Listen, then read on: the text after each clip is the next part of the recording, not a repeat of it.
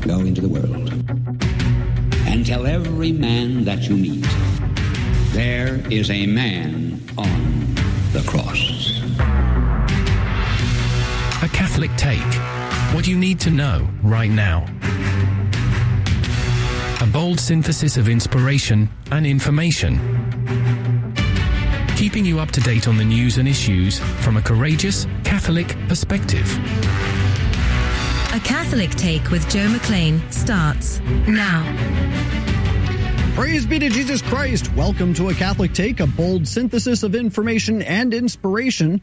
I'm your host, Michael Hichborn, filling in for Joe McClane, who got stuck in a temporal vortex while passing through the Bermuda Triangle. At 14 past the hour, we'll check in again on Joe's exploits in foreign lands. At 30 past the hour, Dr. Ann Hendershott joins us to discuss her article in Crisis Magazine, Catholics Welcome the Beginning of a Paradigm Shift at the United Nations. Remember, you can always find links to everything we discuss in the program today at our landing page. Go to thestationofthecross.com/ACT. Before we get into any of that, however, let's begin with prayer. In nomine Patris, et Filii, et Spiritus Sancti. Amen. Remember, O most gracious Virgin Mary, that never was it known that anyone who fled to thy protection, implored thy help, or sought thy intercession was left unaided. Inspired by this confidence, I fly unto thee, O Virgin of Virgins, my Mother. To thee do I come, before thee I stand, sinful and sorrowful. O Mother of the Word incarnate, despise not my petitions, but in thy mercy hear and answer me. Amen. In nomine Patris, et Filii, et Spiritus Sancti. Amen. And now, your saint of the day. Saint Godric, pray for us. Godric was born in the mid to late 11th century in Norfolk, England. He began his life as a peddler and eventually began to ply his trade by sea. He worked his way up to become a ship's captain, and some accounts tell of quite a wayward life, even referring to him as a pirate. Whatever the extent of his misdeeds, Godric eventually made his way to Lindisfarne, known as Holy Island. He was immediately struck by the holiness of the monks at the famous abbey, who related to him the inspiring life of St. Cuthbert. Godric prayed for the graces to imitate that great saint, and then made pilgrimages to Jerusalem, Compostela, and elsewhere before eventually settling in a wilderness called Fincal. There, Godric adopted the austere life of a hermit, full of prayer and fasting. He lived under the authority of the local monastery, who provided a priest for a mass and the sacraments, and permitted such visitors as wished to learn from the holy hermit. The Blessed Virgin Mary herself taught Godric several songs in her honor, and like St. Francis of Assisi, he was known for his way with animals. After many decades in this holy life, Godric died in the year of our Lord 1170 at about 100 years of age.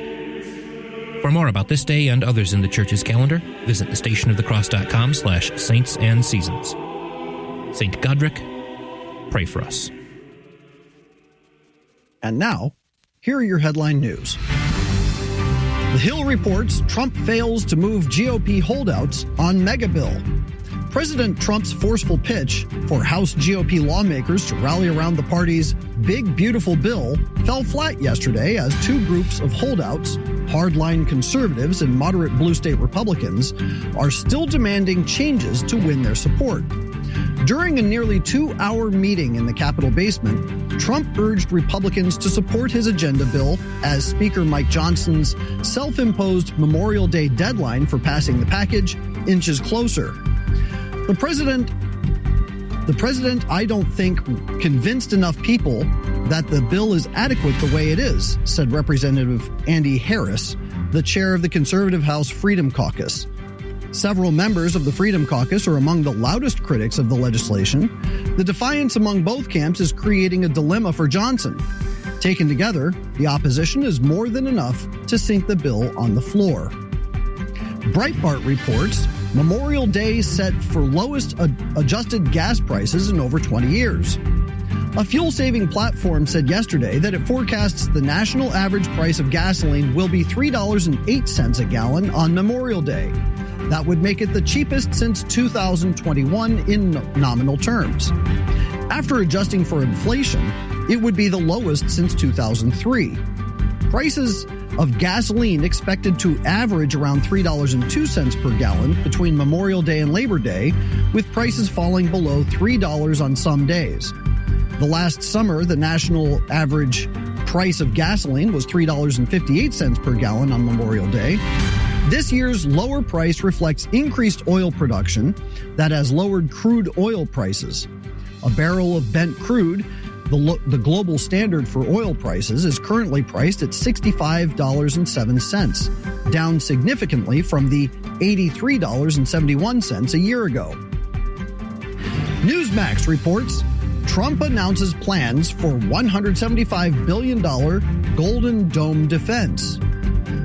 President Donald Trump announced yesterday the concept he wants for his future Golden Dome missile defense program, a multi-layered $175 billion system that for the first time will put U.S. weapons in space. Trump said he expects the system to be fully operational before the end of my term, which ends in 2029, and have the capability of intercepting missiles even if they are launched from space. And those are your headline news. Today's gospel comes from John 15, verses 1 through 8. Jesus said to his disciples, "I am the true vine, and my Father is the vine grower. He takes away every branch in me that does not bear fruit, and everyone that does, he prunes so that it bears more fruit.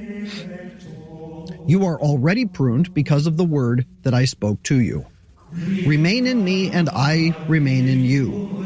Just as a branch cannot bear fruit on its own unless it remains on the vine, so neither can you unless you remain in me. I am the vine, you are the branches. Whoever remains in me, and I in him, will bear much fruit. Because without me you can do nothing, and anyone who does not remain in me will be thrown out like a branch and wither. People will gather them and throw them into the fire, and they will be burned. If you remain in me, and my words remain in you, ask for whatever you want, and it will be done for you. By this my Father is glorified, that you bear much fruit and become my disciples." The Gospel of the Lord. Laus tibi Christi.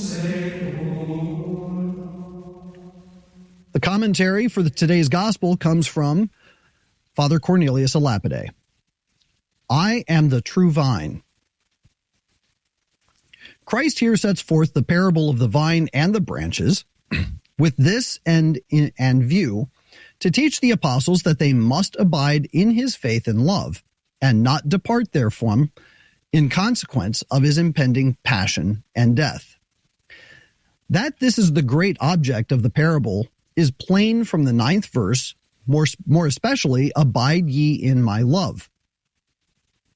Christ here compares himself to a vine, not as he is God, as Arius maintained, trying to prove that the Son is inferior to the Father, as being the husbandman, but as a man. For so men are grafted onto him as branches, for they are of the same nature and kind as the vine. Wherefore, St. Hilary says, Christ to this end assumed flesh, that we, fleshly men, might as branches be grafted onto him as the vine.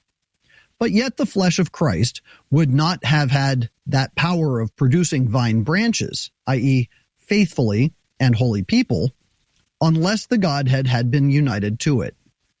Wherefore, Cyril says that Christ was the vine by reason of his Godhead. St. Augustine saith, although Christ would not have been the vine except he had been man, yet he would not have bestowed his grace upon the branches unless he had been God. You will inquire why Christ compared himself to a vine rather than to an apple or a nut or some other tree. St. Athanasius and others reply, on account of the many qualities of the vine in which it excels other trees, and which admirably fit it to be a type of Christ. These are, first, its most abundant fruit, for it is the most fruitful of all plants. To this David refers, thy wife shall be as the fruitful vine. Second, on account of the sweetness of the fruit. Third, on account of wine, which is made from its fruit, and which makes the heart glad, and which produces many effects, which may be likened to the fruits of the coming of Christ. Fourth, because of all plants, in comparison with the size of its stem, it most widely diffuses its branches, by which the extension of the church is signified, as it is said in, "She spread out her branches into the sea, and her boughs into the river." Fifth, the vine has sweet-smelling flowers and very broad leaves, with which it gives shade to other plants. Now the leaves of Christ are the external graces of preaching, conversing, etc. Sixth, the wine from old vines is best, and the wine from those most recently planted is the most abundant. Some vines live for more than 200 years, and then have the flavored wild honey. Seventh, no tree has more durable wood than the vine. Lastly, vines need very assiduous culture. It is necessary to dig the plant, to drain, manure, to prune. Thus, does the church or the Holy Soul have grafted onto Christ the vine require great and constant care. We'll be back in just 2 minutes. Stay tuned and share us with a friend. We'd be very grateful.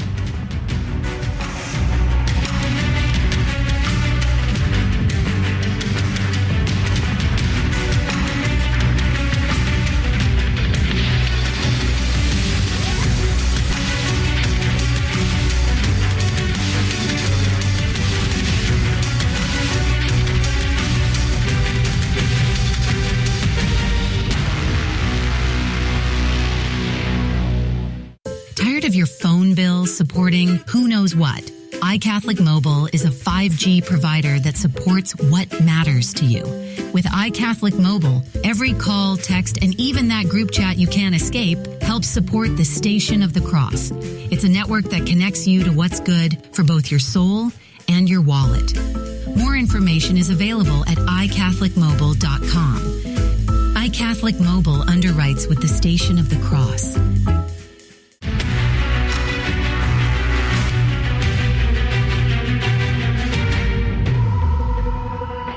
Welcome back to the program, where we talk about all kinds of things Catholic. The Catholic Take, a bold synthesis of information and inspiration. I'm your host, Michael Hichborn, and here I am with Jacob. We're going to be talking about things going on with Joe's trip as he traipses through the ancient lands of Greece. Yes, Jacob, indeed. what have we got? So we were hoping to get another report live from Joe this morning, but of course, you know, he's not the most reliable connection with internet over there because, you know, he's over in Greece. But we do actually have, he sent me a big album full of images, which, you know, won't help the folks on the radio side, but we will describe some of the places they're going to, and we'll show some stuff for the folks on the video side of things on the show.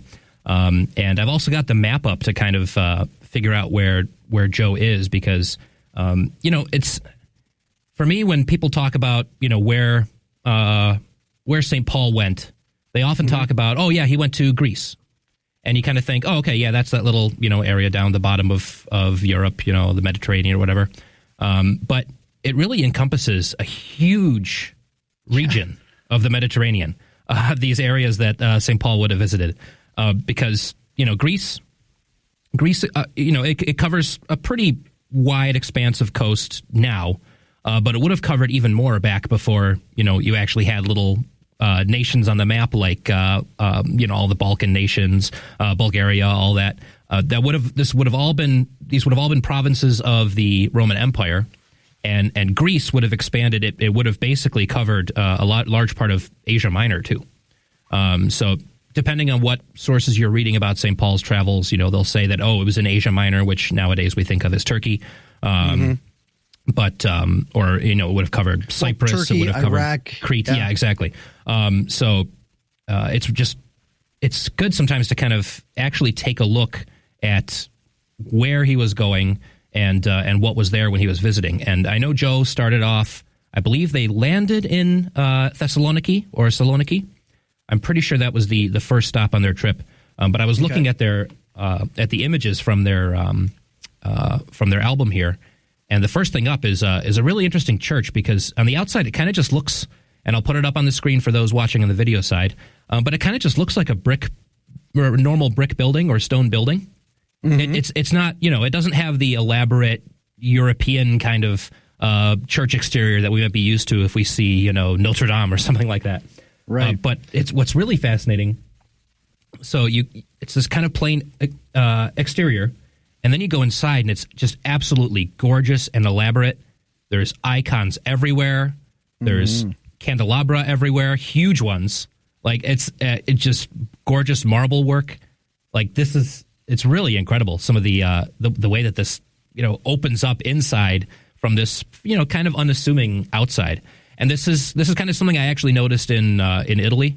The one place I've actually visited in Europe, I was blessed to visit Italy, and it has a similar kind of sense of things in a lot of the churches. You think of St. Peter's Basilica, it's gorgeous and elaborate on the outside, but a lot of the churches in Italy are these kind of just plain stone facades in a city square, and then you walk inside, and there's like a masterpiece by a great Italian artist on the wall. There's a Raphael above the altar or something, and it's kind of similar apparently in Greece, where they've got fairly plain exteriors, and then inside just incredible mosaics and iconography. Yep. Just absolutely gorgeous. Well, and as I never actually studied architecture formally, but I have always looked at the architectural structures of various ancient buildings. I love ancient architecture. I find it fascinating. You can see in a couple of pictures that you had there, the Greek columns as opposed to the Roman columns that we're used to. Mm-hmm. I've always liked Greek columns better than Roman columns. I thought that Greek columns, it's just, I thought they were more ornate, more beautiful. Yeah, it's fascinating. Roman columns tend to be much bigger and they look more like foundation stones for a continent, but the Greek columns I always thought were a lot more beautiful. And then I really enjoy looking whenever I walk into a building, a new building, an ancient building, whatever it is, the first thing I do is I look up at the ceiling, and I like to see the arches, what they how they structure the ceiling. And so in looking at some of these pictures, I can see the construction of the ceiling, and it's funny the way it almost looks like the interior of a ship. Yeah, exactly. Exactly. And that was the first thing that came to mind when I saw it. Yeah, there's a gorgeous dome over or half dome over the sanctuary, of course. But this one, again, it might be plainer than what someone might expect, but it's still very elaborate. It's obviously made extremely well. But yeah, I love that the interior of a ship effect that you get in some churches, where it really looks like an old wooden ship that you're stepping into, and it harkens back to being inside the bark of St. Peter. So, but I do want to point this out here. This struck my attention. Let me move the images over. So this is a saint. There's a little biography here of a saint, Saint Anicia. In the transversal transept on the left side of the sanctuary, there is the shrine with the holy relics of Saint Anicia, a pious martyr from Thessaloniki. She was born and lived in Thessaloniki during the reign of the great persecutor of the Christians, Maximian, the same time that lived Saint Demetrius. She was a daughter of devout and very rich parents. When her parents died, she gave all her property to the poor people, and she devoted herself to Christ. Once, while she was going to the church, she met a soldier worshipping the idols, who pressed her to deny Christ. When she confessed her faith to the unique and true God, the soldier killed her by lancing her. Her holy body was buried for many years under the earth at an unknown place, when on 4th July, 1980, during public works on 3rd September, on 3rd September Street, near the 3rd Army Corps, was discovered her grave with her holy relics, which were collected and placed in the Church of St. Demetrius.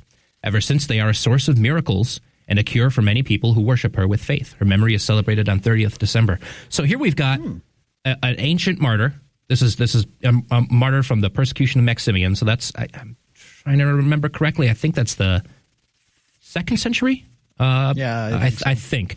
I might be wrong. Don't quote me on that. But this is a very old martyr story, and her relics were just discovered in 1980, and are a source of miracles.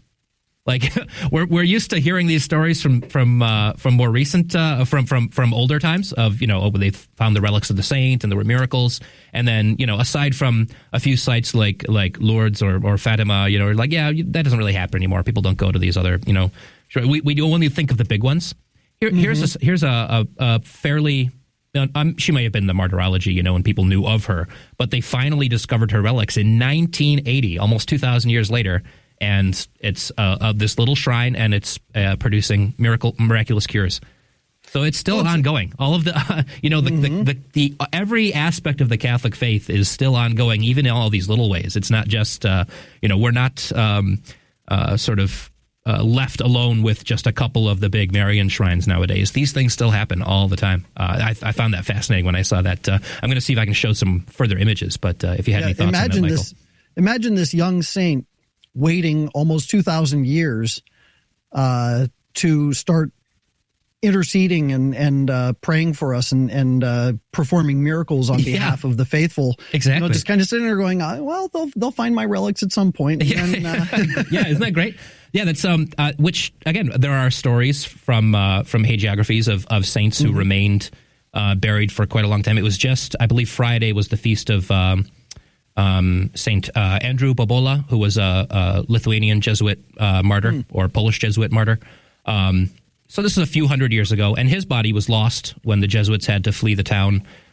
He was martyred by the Cossacks during the Khmelnytsky uprising, and they lost his body. And then not long afterwards, he miraculously appeared to his fellow Jesuits and led them back to where his relics were. But again, this is still a few hundred years ago. Here's 1980. A saint's relics are finally discovered, and there she is, and she's all ready to intercede, and it's a wonderful little just reminder of how alive every aspect of the Catholic faith is. It's not we're not still just living in the ruins. Like there's life yet. There's still embers in the ashes. Now, what is this stunning relic that we have here? I'm pretty sure that's that's Saint Anicia that they were showing. Oh, okay. Yeah. Okay. So. But there's a lot of great photos. I'm looking forward to Joe coming back and being able to kind of explain all the details of where he's been. But they were down in a crypt here under the. I'm not sure if this is the same church of Saint Demetrius, but it looks like the same church. Yeah, and there's just great. They're visiting the tomb of. I almost said Saint Philip. He's not a saint, but Philip of Macedonia, the father of Alexander the Great. They were able to see his tomb, so they're indulging in just some general history as well, which is great on this trip. But just gorgeous relics. Bishop Strickland was celebrating mass for them there. There's an ancient theater here, and I believe, or an ancient amphitheater. Yes, ancient amphitheater, and there's also images of a church, or the remnants of a church, the Octagon at Philippi, which I believe is it was dedicated to St. Paul. And then this church in particular eventually must have collapsed or just fell into disrepair. I'm not sure exactly of the history of it, but again, we're thinking of Greece, in terms of the nation that exists now, but the Greeks controlled this wide range of the Eastern Mediterranean, and then eventually the Romans took it over. And a lot of major Christian sites from the early exploits of the apostles have been almost lost thanks to the invasions from Islam and just the fall of Rome. And I wanted to ask you, Michael, because you have been to Turkey recently. Yes, last year. Can you tell us what, we've got a few minutes left here. Can you tell us what region of Turkey you were in? Because I'd like to compare that to where Joe's been going. So I was in Eastern Turkey. Okay. Western Turkey is near Greece, but Eastern Turkey is actually closer to Georgia. And I actually climbed up Mount Ararat. Okay, yes. Where we celebrated the very first Mass on the summit of Mount Ararat. That's incredible. In recorded history, which is absolutely incredible. Yeah. Interestingly enough, when we were up there, it was the Feast of Our Lady of Snows. And we constructed an altar out of snow because we had nothing else to celebrate Mass on. So we made an altar out of snow. It was about 3 feet high. That's incredible. And on the Feast of Our Lady of Snows. And while the priest was vesting, preparing for Mass, a bee flew into the tent. Now, that's absolutely incredible because bees cannot survive at the altitude we were at, which was 17,000 feet. So we look at this, and the bee is also symbolic of Our Lady. So we looked at that as kind of indicative that Our Lady was very well pleased with what we were doing. Yeah, that's amazing. When you first told me that story, I was absolutely stunned. Like, of course, the poetry of Our Lady of Snows and the snow, that's beautiful. But when you told me that a bee appeared on the top of the mountain, I was like, okay. Clearly, someone was pleased that you were celebrating Mass on top of Mount Ararat. I could have talked about this for a long time. I'm looking forward to discussing it with Joe. We're probably going to spend an entire after show on just all the different details of his trip because this is fascinating. But probably several after shows. Yeah, I wouldn't be surprised. There's a lot more images to show. But Joe's going to be able to explain it even better. But keep Joe and the Father Bishop Strickland and the pilgrims in your prayers. They're going to be pretty busy heading around. I know they're going to Ephesus eventually, and the island of Patmos. So keep their travels in your prayers. But absolutely, we'll be back with Dr. Ann Hendershott is coming up next. So stay tuned. We'll be back in 2 minutes.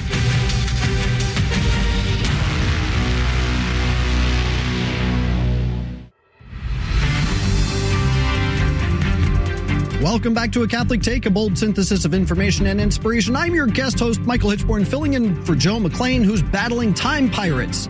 Here are your headline news. 4th New Orleans jail escapee captured. 6 inmates still on the loose. A 4th New Orleans jail escapee has been captured, but 6 inmates are still on the loose since 10 of them broke out of the New Orleans Parish Jail last Friday. New Orleans Parish District Attorney Jason Williams said that, "I am personally afraid, not just for myself, but for my lawyers who tried the case against still-at-large escapee Derek Groves, who was convicted of murdering 2 men in 2018. The 6 men are still on the run, are reportedly considered armed and dangerous." Ground News reports, more severe weather pummels the central U.S. A series of deadly tornadoes and storms have struck the central U.S. since Friday, severely hitting Kentucky and Missouri. The storms come from a large weather system that caused at least 28 deaths across Kentucky, Missouri, and northern Virginia. St. Louis estimates damages above $1.6 billion, with 5 deaths and 38 injuries. Officials warned more storms are possible. Just the News reports, FDA moving ingestible fluoride prescription drugs. The Food and Drug Administration is removing from the market concentrated ingestible fluoride prescription drug products for children. The FDA noted that these drugs are swallowed and ingested by infants and toddlers and have never been approved by the agency.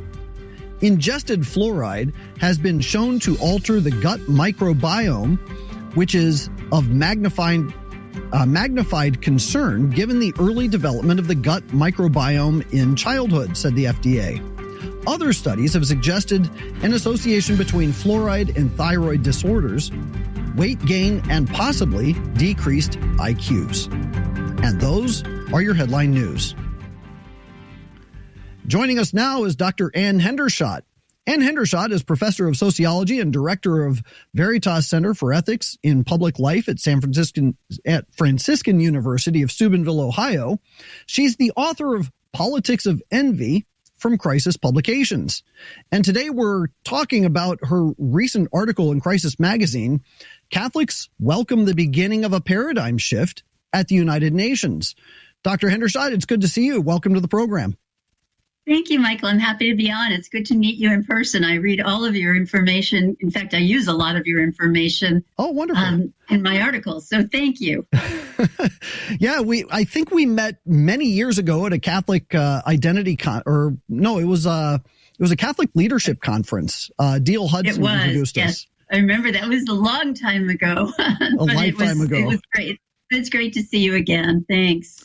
Likewise. In fact, some of your information is so helpful. I don't know where you get all this data or where you have time to collect it all, but I don't, so I appreciate it.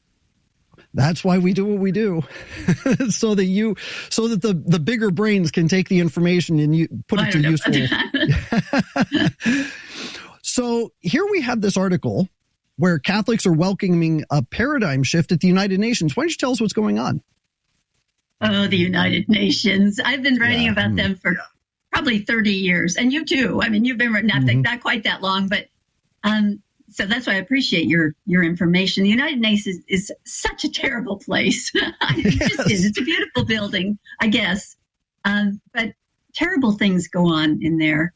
And I was very happy because usually I'm writing angry articles about the United Nations, but we have reason to celebrate. The Trump administration is the new sheriff in town at the United Nations, and things are changing. There really is a paradigm shift in that we're talking about abortion again and the evils of abortion. And we're talking about maybe not teaching children that same-sex behavior is something to celebrate in Nigeria or Uganda, because that's what they're doing.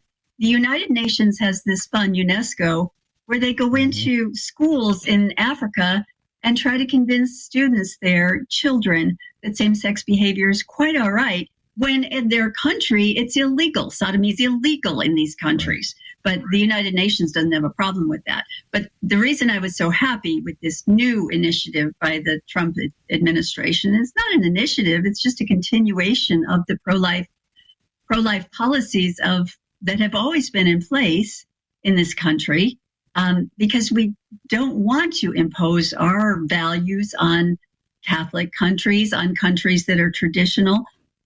But they have been. And there's something called Agenda 2030 at the UN. And the Trump administration says, nah, I don't think so. We're not buying onto that. He said the United States appreciates sovereignty, and we think that we should be a sovereign nation, and we think other people should have their independence, and we should not be imposing same-sex behavior and abortion and weird climate controls on these other countries. And so I was like, whoa, this is wonderful. Finally, the UN has an ally besides, the Holy See is there, and, the Vatican has an influence there, but we're not voting. We don't have a Catholic vote. But the Trump administration is representing us in a lot of ways there. They're not intentionally representing Catholics. I don't want people to think that we're imposing our Catholic values, even though we'd like to. I would love to see the Holy See have a vote there. That's not going to happen. We're just happy to have a place at the table. So that's why I wrote the article. One of the things that jumped out at me from the article, because this is something I've been jumping up and down about for the last 10 years, Edward Hartney, who is the representative, the United States representative at the United Nations, you wrote this in your article. You said that he reminded the General Assembly that although the Trump administration, quote, strongly supports efforts to sustain peace and pursue diplomatic solution, Agenda 2030 and the SDGs advance a program of soft global governance that is inconsistent with U.S. sovereignty and adverse to the rights and interests of Americans. What he said there is specifically and precisely everything that I've been saying about the United Nations and the SDGs and Agenda 2030 for the last 15 years. When I first discovered the Millennium Development Goals, I've been saying this is global governance, and they are pushing global governance through the United Nations because of this program. I can't tell you how happy I am that somebody finally said it. Well, me too. And it's just almost unbelievable. Every day, Trump will say, aren't you tired of winning? But I'll never get tired of winning something like this. This is wonderful. This is fantastic. And I love to kind of do a happy dance in front of Catholics for Choice. Now, for your listeners who don't know Catholics for Choice, you must know of them, a heretical fake Catholic organization who has been at the United Nations trying to get rid of the Holy See's influence in every way they can. They had a a big campaign a while back that nobody signed on to, but they called it the sea change because they wanted to get rid of the Holy See. They didn't want them to even have a place at the table there. They didn't want to have any voice at the United Nations.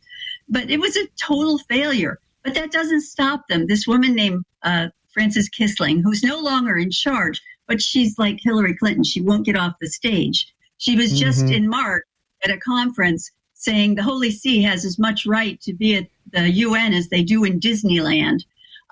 She just says mean things. She's a very mean person, and she's all in for choice and bringing abortion to these countries through a form of global governance. They call it soft governance, but it's not soft. No. They tie food to your acceptance of abortion. They tie food and aid and medical aid to your acceptance of gender ideology and same-sex behavior.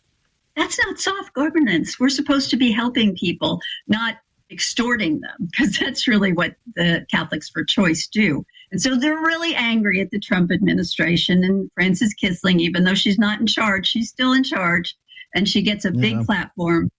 I was so happy to see how frustrated she is. So it was really happy to watch that.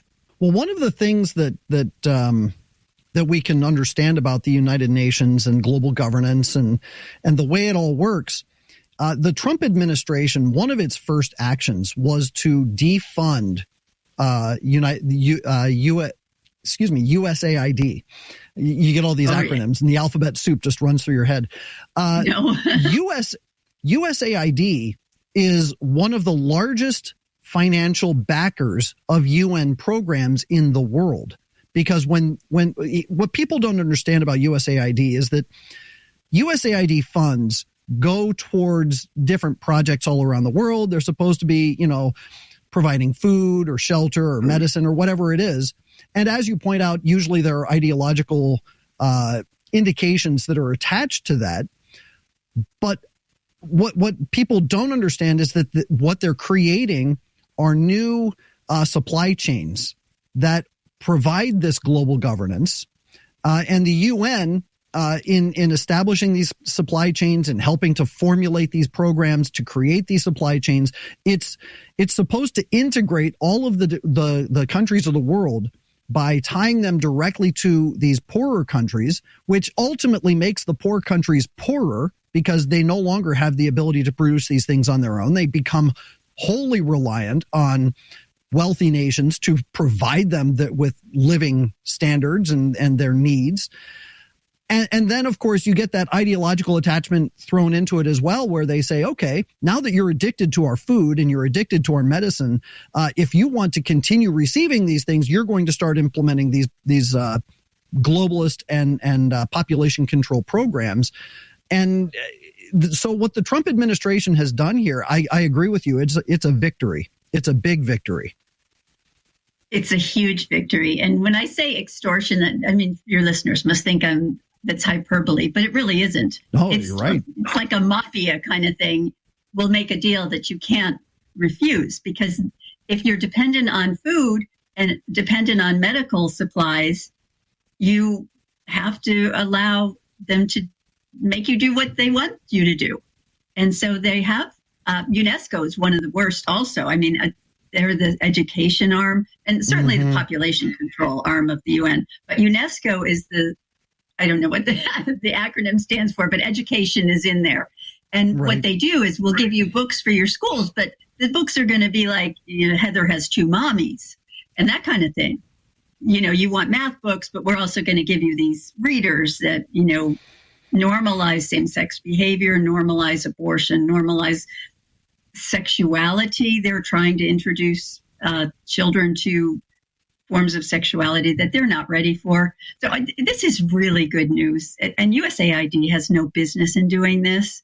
But so the Trump elections have consequences, and I think Catholics should be celebrating right now. Well, and I think that what we're going to see, because the United States is the largest provider of finances to the United Nations of all the nations of the world.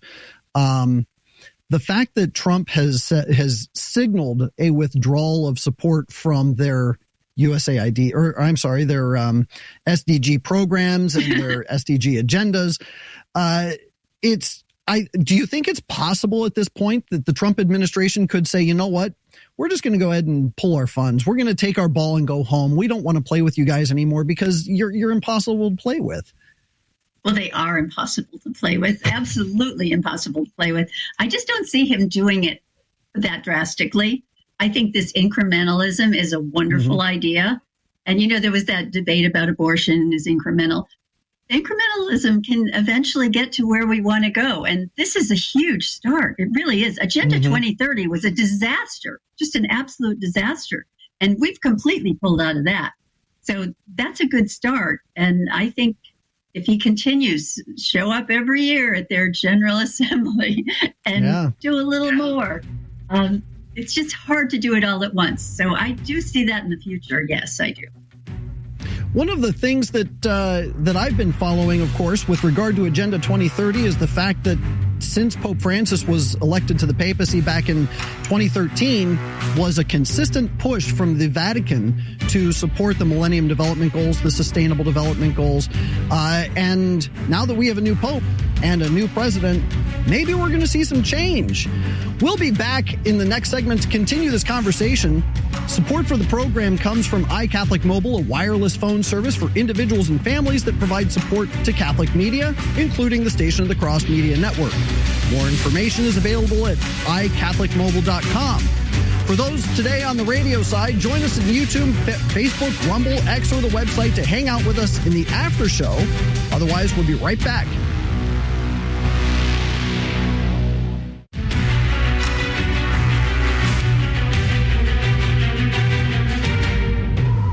Welcome back to A Catholic Take, a bold synthesis of information and inspiration. We are continuing our conversation with Dr. Ann Hendershott about the United Nations. And before we went to the break, I was talking about how for the last 12 years, the former pontificate, I'm still getting used to the new one, the former pontificate was very wedded to the Sustainable Development Goals and the promotion of the United Nations and these globalist programs. But now that we have an American Pope, and one of the things that your article here, the title of it is Catholics Welcome the Beginning of a Paradigm Shift at the United Nations. Do you think that we actually have a real hope now for a paradigm shift coming from the Vatican as well? Perhaps we'll see more of an alignment between what Pope Leo XIV sees with regard to pro-life and pro-family issues at the United Nations, and how it aligns with the Trump administration's also pro-life, pro-family ideologies, and maybe the two can work together. I have a lot of hope for that kind of thing. What are your thoughts? Oh, I do too. I think we're so blessed. God has been good to us. I think I'm so happy. I've written 3 articles about welcoming Pope Leo because he is a strong, not that Francis wasn't a strong pro-life pope. He certainly was. But I think Pope Francis fell in love with the climate agenda at the United Nations. And I don't think he saw the other part. After Laudate Si, he was like, oh, I love those sustainable goals at the UN. So let's work with them. Not really realizing, perhaps, that when you work with them on climate goals become defined very broadly to include gender ideology. I know that's silly, but it's the same thing with social justice. You can define it any way you want. Social justice at many Catholic colleges is defined as access to abortion. So that's how crazy it can get. So I'm just thrilled with our new Pope Leo.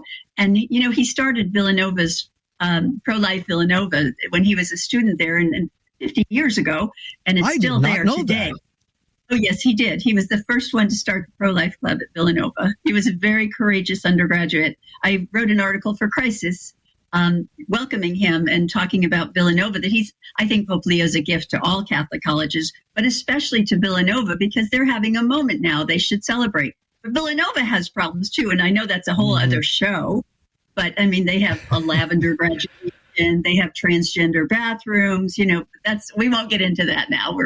But Pope Leo, I think, will be such a great ally in this fight with the Vatican because the Holy See does not have a vote, but they have a very big pulpit. And if Pope Leo gets behind that pulpit along with the representative at the Vatican, from the Vatican, the Holy See.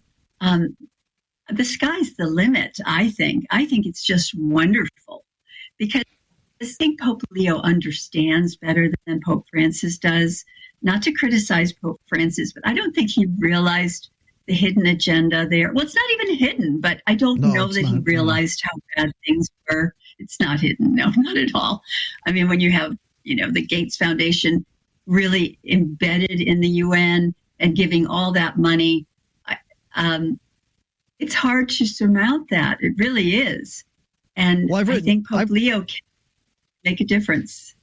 I think so, too. I've written a number of articles for the Lepanto Institute over the years, going over the history of the United Nations. I mean, the United Nations from its founding had a very socialist ideology. Its first architect, Alger Hiss, was a Soviet spy. If you look at each of the secretary generals of the United Nations, every single one of them was a socialist.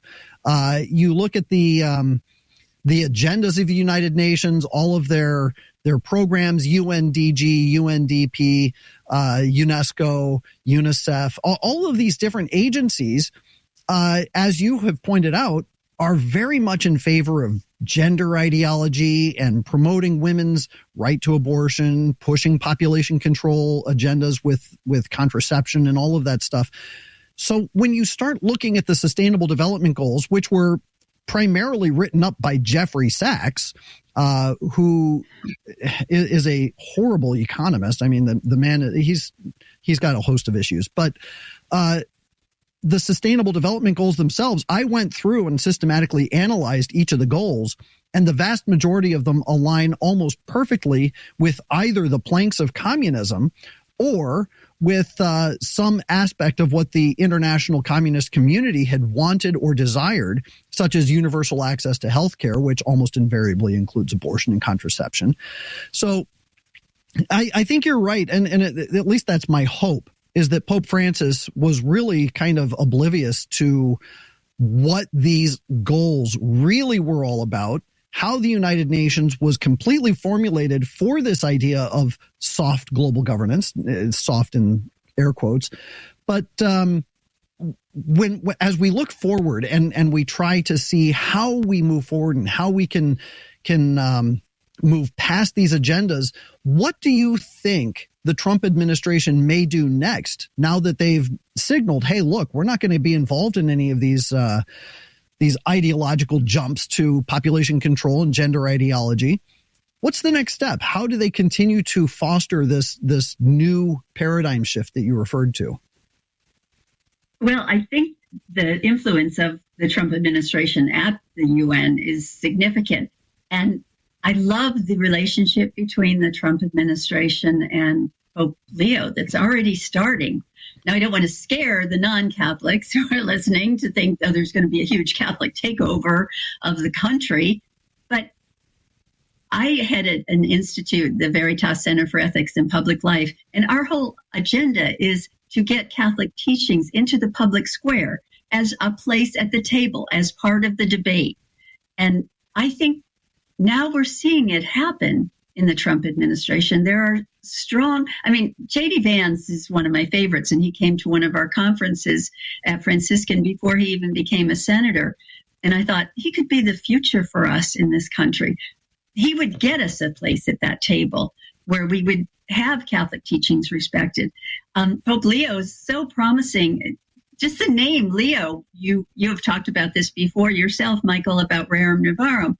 He is very anti-communism because Pope Leo was very the Rerum Novarum is very anti-communism, anti-modernism. Right. And so I think just taking that name, to me, says it all. As soon as I heard that he took this name, I was like, whoa, this is something special. And the UN must be a little afraid because that communist agenda that they have been pushing since the beginning, I did not know about Alger Hiss, so thank you. I'll use that someday. Thank you. But I had no idea that it was that strong right from the start, but I knew it was that strong, of course, recently. The communist agenda is going to be gone, I believe, because the Trump administration won't be a part of it. I mean, it'll take a while, but it'll be gone. Maybe that's why Catholics for Choice and Miss Kissling are so adamant about trying to get the voice of the Vatican out of the United Nations. It's almost a reverse exorcism. They would love to get rid of the Catholic voice and try and instill their demonic ideologies. Please God, we do see a stronger Vatican, authentically Catholic presence at the United Nations. We only have a couple of minutes left, so why don't you tell us a little bit about where people can find you and how they can follow you, and if there's anything else that you'd like to touch upon before we go. Well, I'm just very optimistic about the future. That's why I was thrilled to be on the show today. I'm at Franciscan, where it's always a good day for Catholics because it's a very faithful Catholic college. I just wrote a new book called Lamp in the Darkness about the faithful Catholic schools that can make a difference for the future. And so, yeah, I'm just very optimistic. So if they go to Franciscan University, they'll find me. Thanks. Wonderful. That's all that we have for today. Thank you so much for being on the program with us. Join us on YouTube, Facebook, Rumble, X, or our website to hang out with us in the after show. Otherwise, we'll be back tomorrow with Brent Haynes and Anthony Abate of Avoiding Babylon. God bless you. We'll see you tomorrow.